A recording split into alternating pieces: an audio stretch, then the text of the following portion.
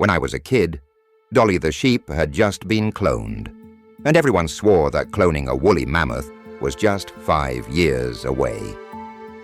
Fast forward almost 3 decades, and the world's total population of woolly mammoths is holding steady at a resounding 0.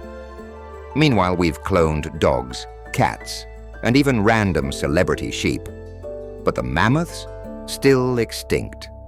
Clearly, the urgency of reviving a prehistoric Ice Age behemoth wasn't quite there. Some geniuses had the brilliant idea that we need woolly mammoths to combat climate change. Why, you ask? Because these shaggy snowplows will stomp around Siberia, turning it into a giant grassy fridge and somehow saving the permafrost. Never mind that we're also busy melting it with carbon emissions. So, the idea was born. Let's bring back the mammoth to save the planet. Sounds legit, right? Except, spoiler alert, still no mammoths. Turns out, we only innovate when we absolutely have to, like whipping up a COVID vaccine in record time. A mammoth? Nobody's dying without one. Yet.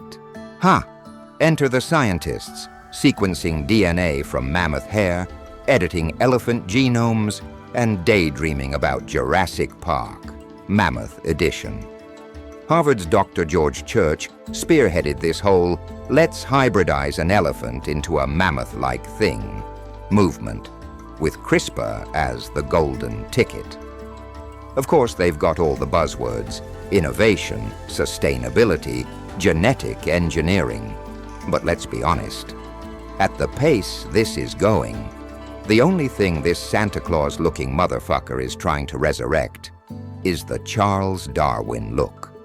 The challenges started rolling in faster than mammoth-sized turds.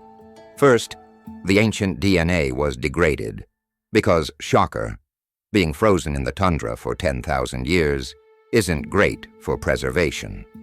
Then, there was the small matter of what exactly is going to carry this woolly tank of a baby.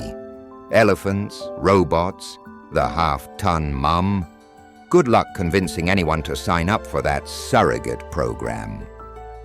Oh, and let's not forget, the ethics committee is constantly asking awkward questions like, but should we really do this? Ebby, what the fuck? Eventually, some progress was made. Scientists successfully grew mammoth-like hair in a petri dish, which is great news for the balding men in the lab, or if your goal is to start a prehistoric wig company. Colossal Biosciences even promised they'd have a mammoth hybrid by 2028. But honestly, I'm not holding my breath. At this point, they've got more press releases than mammoths. If these were elephants with PR teams, they'd already be writing angry letters to The Guardian. But let's talk about the cost, financially, ethically, and logistically.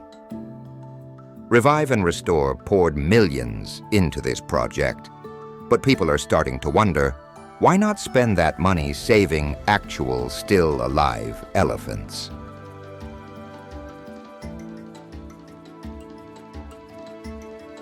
To any chance of reintroducing mammoths into Siberia's Pleistocene Park. All those mammoth habitats. Turns out they're not so hospitable when even the world's space agencies and scientists have cut ties with Russia. So, yeah, no mammoth stomping ground for now. So here we are, right back where we started. The mammoth is still extinct, and the planet is still warming. Sure, Colossal and a few others are soldiering on, but the reality is that there's no real need for mammoths right now.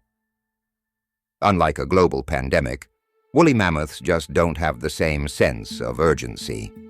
In the end, the idea of mammoths stomping through the snow remains a beautiful pipe dream. The science is cool, the ambition is noble, but without a pressing need, it's hard to imagine a real mammoth revival. As much as I'd love to see these magnificent beasts back on Earth, maybe some things are better left in the Ice Age. Until then, I'll keep waiting for the world's first woolly mammoth, and probably still be waiting another 30 years from now. But life finds a way.